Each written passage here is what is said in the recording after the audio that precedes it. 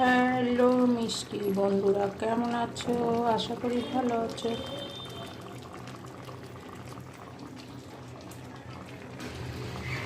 দেখো, সব কিছু দিয়ে এখন যত সবজি আছে দিয়ে দেখো একটা চচ্চড়ি করছি। আর ভাজা মশলা দেখো উপরে একটু দিয়েছি, দিয়ে দেখো ভালো লাগে। আমি অল্প সর্ষে বাটা দিয়েছি আর একটু ভাজা মশলা, এটা আমি করে রাখি, সবসময় দেখানো হয় না। মাছের ঝোল টোলে দিলে কিন্তু খুব ভালো হয় বন্ধুরা। হয়ে গেছে এটা।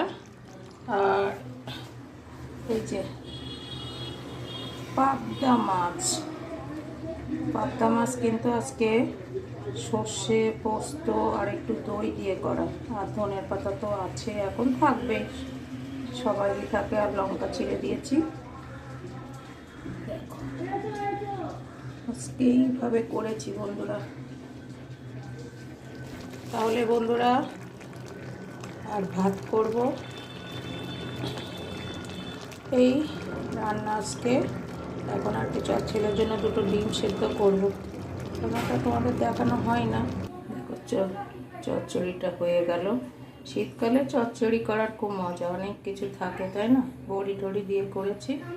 আর এই দেখো ডিম সেদ্ধ বসিয়ে দিয়েছি।